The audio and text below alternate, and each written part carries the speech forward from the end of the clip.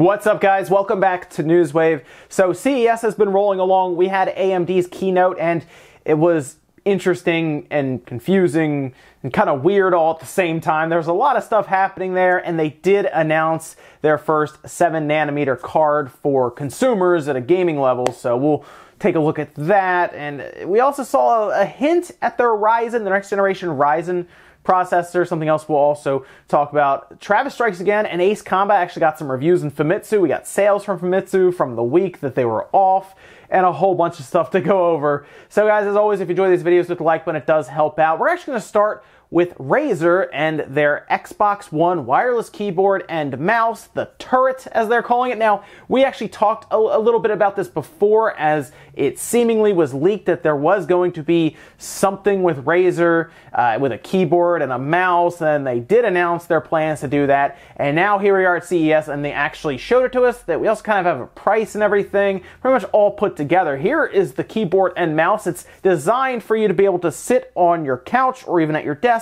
and use it. It has this board that kind of slides out from the side, and that gives you a spot for your mouse. Now, it has a dedicated Xbox key, has Xbox dynamic lighting and Razer Chroma, 2.4 gigahertz wireless connection, a unified dongle, so you only have one dongle for both, the keyboard and the mouse, mechanical switches, and a 5G optical sensor. $250 appears to be the price that they have on their page right now, and you can notify, I guess, for pre-orders or when it's available. $250 seems high. that seems like a lot. Now, Razer, of course, has some pretty expensive accessories as it is. You can get some pretty expensive keyboards from them, but even that feels like a markup from the usual. Now, I haven't used this keyboard or mouse yet, so I can't speak to the quality or anything. I might actually check this out just to see if it's something you should consider for $250, although we'll see what other things are supported when we get to that point to where you can kind of compare, okay, the Razer mouse and keyboard to this mouse and keyboard, and then we'll see kind of where it stacks up. But for now, just, I guess, look out for more information. $250 for a Razer keyboard and mouse that is completely licensed, I guess, by Microsoft with a dedicated Xbox key. That might actually just be the Windows key. Also, very quickly, for Splinter Cell fans, I myself am waiting for Splinter Cell to get announced, as a lot of us were at E3. That came and went, and nothing. So we were kind of concerned, and even, I guess, just kind of gave up on it. Maybe there's no Splinter Cell this year or this generation, maybe next generation. But now we have the Italian voice actor for Sam Fisher, who actually put out this picture here. There's Luca Ward. He actually voices Sam Fisher in the Italian language for the game. And now he's posting a picture of what seems to be the iconic Splinter Cell lights that you see there for Sam Fisher when he's in his gear and everything.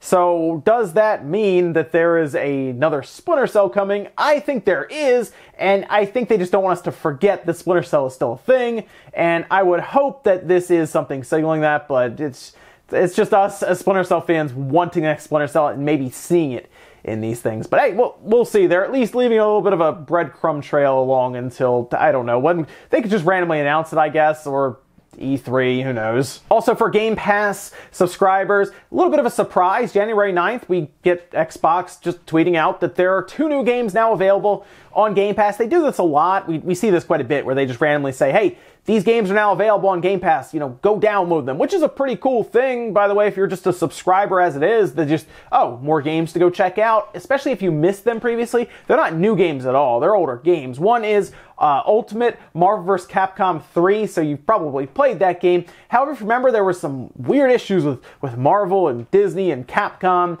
to where it got pulled down, then it got put back on PlayStation 4 in 2016, then Xbox and Windows in 2017, so I guess it's technically not like super old, technically, and if you haven't checked that one out, it's definitely, as a lot of people say, especially in the tournament scene, better than Infinite. The other one is Just Cause 3, so you can check that one out as well, although I know a lot of people play Just Cause 4, but there you go. I guess you can check out 3 if you haven't checked out 4, just to see if you're into the Just Cause series, although 3 had some pretty serious technical issues and frame rate problems with the consoles. But hey, they're on Game Pass, you can go download them. And guys, some of the quick news out of the way, let's get into the bigger stuff, starting with what is, I think, a massive deal when it comes to the Epic Store and Steam. Now, we know that Epic Store has really burst onto the scene and is actually signing exclusives, essentially. They're literally pulling indie games away from Steam at this point and just slapping them on the front of the Epic Store. Even giving them money, we believe, right? Just giving them money to say, hey, come over here and release it on our store. They're giving better cuts, and they're making it so if you use Unreal Engine, you don't have to pay them a fee or anything. You can just use it if you're releasing your game on their store. A lot of benefits to going there, and now they've signed what appears to be a pretty large deal with Ubisoft, so that Ubisoft will be releasing several of their games coming forward here on Epic Store and not on Steam. They're starting with The Division 2. Yeah, this is actually a pretty big deal to have The Division 2 only go in Epic Store and Uplay. Now, I mean, a lot of people don't like Uplay. I've talked to people about this. I've used Uplay myself. Not the smoothest experience, not really something I enjoy having to start up on my PC if I'm going to play a game. I'd rather start up Steam or maybe the Epic Store. I don't know. It's getting to that point now where you look at it and you say, wow, what is Epic Store going to be doing next? Because if they go out and they sign up Ubisoft and they say it's apparently going to affect many of their games going forward, seriously, they're talking about, I guess, all of their games coming up here, their bigger ones. I mean, Division 2 being locked to the Epic Store is interesting. We don't know if it's timed at all. Like, I guess it could be, but it sounds like this is a deal that Epic figured out how to ink with probably a lot of money, let's be real. Also, I'm sure there's a lot of companies, bigger ones, that don't like Valve's cut, right? I know a lot of them don't even like Nintendo's or Sony's or Microsoft's seemingly 30% cut, as Ubisoft themselves actually outlined this in one of their investors' briefings, that it's easier and better to release digitally than physically, and they talk about all the costs that it takes to put games on store shelves, and they just inadvertently told us that everyone takes 30% digitally, but that leaves them with 70% as opposed to 55% they have to go physically with it. So they make more money anyway digitally, but you go to Epic Store where they're offering a much better cut, like seriously, what is it, 8812 or something? It's a much better cut for developers and publishers, so yeah, they're gonna go where the money is. And now we kind of sit and wait and see, is Steam going to start signing or doing something to counteract Epic Store? I don't think Epic has got their store bigger, or at least big enough to where Steam is concerned heavily or willing to make a knee-jerk reaction, go get a company or something. But they have to be noticing this, because Epic isn't exactly poor. They have the money to do this with Fortnite blowing up as much as it is, and I think it's a good investment for them to create a storefront while they can, which, I mean, Valve did that back in the day creating Steam, so, you know, it's possible that Epic might just be saying, oh, let's just do what Steam did and follow their blueprint from way back in the day. And we're talking about the early 2000s even. Let's go do that. And that's kind of what they're doing, so we'll see if they sign anyone else or get another publisher or something. It's gonna be, man, this is way more interesting than I thought it was gonna be. Epic versus Valve. We'll see what happens, but it's every day now we hear about Epic slapping a new indie game on the front and taking it away from Steam. Steam has to do something eventually, but I think they're going to wait a little longer to see if the Epic Store actually picks up any traction. Next up, let's talk about AMD at CES. Now, if you watched the keynote, you probably already know some of the stuff I'm going to say. Lisa Su actually showed up and talked about all kinds of stuff with AMD. Now, if you were watching as a gamer, you're probably just interested in the video cards and possibly the processor. If you're a content creator, you're definitely interested in the processor, possibly the video card as well. Well, they showed up with one card and seemingly a look at the third generation Ryzen, which looks fairly impressive. We'll get to that a little later. I want to talk about the video card that they showed up with there, because it is the first 7nm video card being pushed to gamers. They already have some in like data centers and stuff, but that's not used for playing games. This one is. In fact, they are lining up to go head-to-head, it seems, with the RTX 2080, as a lot of the benchmarks that they, of course, cherry-picked were against the RTX 2080. Now, it is not a card that is apparently going to be set up for ray tracing or any of that. It's not going to have tensor cores or any of this stuff. It seems to be just a straight-up gaming video card, not focused on any of that stuff.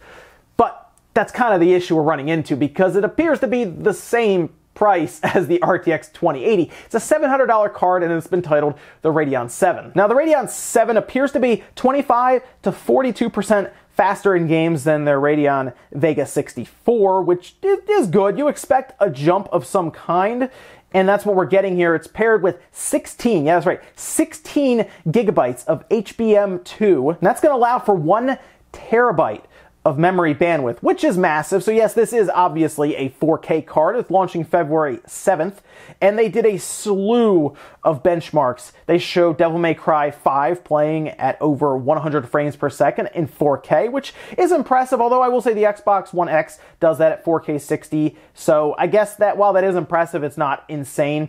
And they also showed a very odd benchmark. I'm not really sure what happened. They showed Forza Horizon 4 playing at over 100 frames per second, and then she talked about it being 1080p, and I and many other people were confused. We figured she was saying the wrong thing there. It was weird. But the issue we have here is the card is the same price as the RTX 2080, seems to perform about the same, but it doesn't have things like ray tracing and their tensor cores that some people use for like deep learning and stuff. It's missing that aspect, but it's the same price. And as soon as I saw them start to wheel out the bundled games, which apparently you can get Resident Evil, Division 2, they started just pairing games with it. And when I started seeing that, I said, okay, they're trying to add value to the card rather than just have the card be a certain price. As soon as you start throwing that stuff in there, I said, are they sure that their card is actually that valuable, or are they just putting this stuff in there to make it seem more valuable? Because that's what it seemed like, and it was a little odd to see that. I mean, you can get an RTX 2080. I think you can get it with like Anthem at this point is one of the things that it can come with. So it's not new to have games bundled, but the fact that they held it up on a pedestal and started just naming all these games you'll get when you order one of these Radeon 7 cards was a little weird. At 16 gigabytes of HBM2 memory is... that's a lot. That's quite a bit. I don't know if they needed to pair that much memory with the card, because HBM2 is expensive. That's not cheap stuff. So I wonder if they could have done like 8 gigabytes and lowered the price.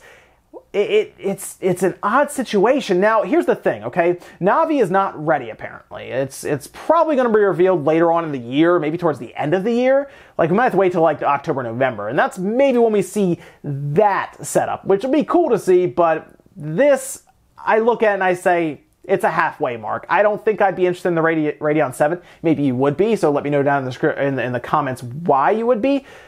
But it was very underwhelming for me when I saw it. I said, okay, that's fine. I'll wait for Navi. But let me know what you guys think about this card. However, when they moved over to their 3rd generation Ryzen chipset that is still unnamed, and they said they're still tweaking it, but they paired it up in Cinebench against the Intel 9900X, and it actually performed slightly better, very slightly, but the 9900X is a good processor. I was looking at that myself at one point. It's a good processor, it's very fast, very efficient, but then they slap the numbers up for the power consumption.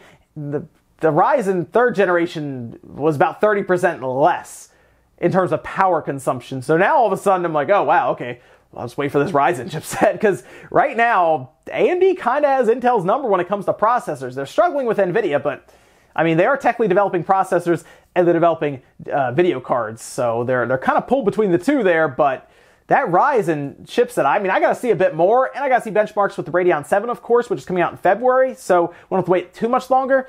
But at least on the Ryzen front, I'm pretty happy with what I saw there. Next up, we are talking about the Famitsu sales. We're waiting for Media Create still, probably out sometime today, and we'll go over that tomorrow. But Famitsu at least gave us a quick look at what we can expect. We're going to start with the top 10 here, and we're starting with Super Smash Bros. Ultimate. That's at the top 253,977. Famitsu does sometimes count like cards that are sold digitally and all kinds of other stuff. I like Media Create, but this is our first look at this. That actually puts it at 2.36 million copies. Super Mario Party, by the way, at number 2, continues to sell well, 86,265.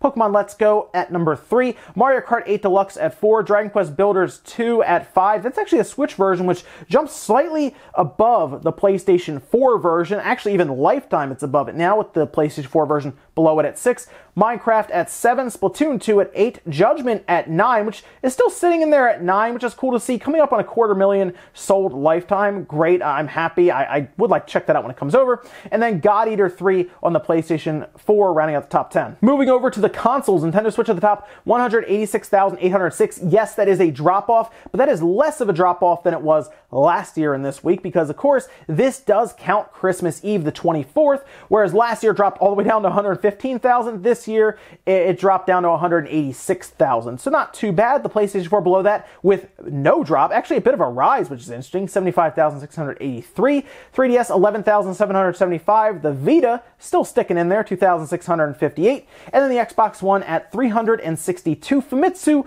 puts the Switch's lifetime just under 7 million at 6.9, essentially 6.9 million. So it is rolling up to 7 million, which will actually only put it about 500,000 behind the PlayStation 4's lifetime. Very impressive there. The Switch is going to probably eventually cruise past 10 million by the end of next year, probably, looking at this and looking at the games coming out. Very, very impressive stuff by the Switch. And even the PlayStation 4 held its ground pretty well there. With this year, of course, wasn't as good as last year, but they still didn't drop off as much overall. And the Switch, looking at it, was about flat. And finishing up with the last bit of news, let's talk about Travis Strikes Again and Ace Combat. 2 games coming out next week that I'm going to have to pick up because I want to play both of them. I definitely want to play Ace Combat and check out the VR aspect of it. Only a few missions, though. Kind of disappointing. Still, though, I like my Ace Combat, so I'll be picking that one up. But Travis Strikes Again has been a bit of a question mark at its $40 price tag. We're not really sure what to expect from it. So I wanted to check Famitsu's very lax scores. They're not very critical of a lot of the games that they check out. But, of course, if they put a review out and they're like, it's unplayable, it's terrible, I'd question it big time, be like, oh man, what are we in store for? But they gave both games relatively good scores, as you're seeing here.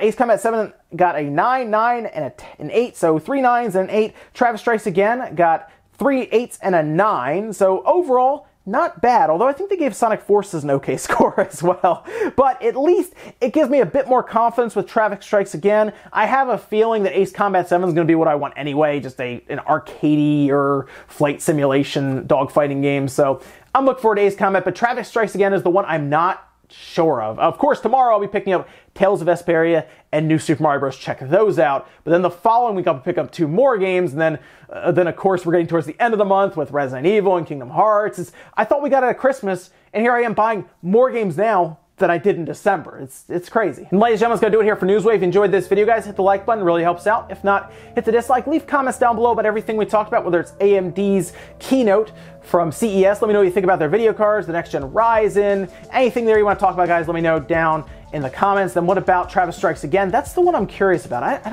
don't know how that one's going to go over, but I'm definitely going to be checking that one out here on the channel because that's one I'd like to see how it turns out. Thanks, guys, for watching, and I'll see you next time.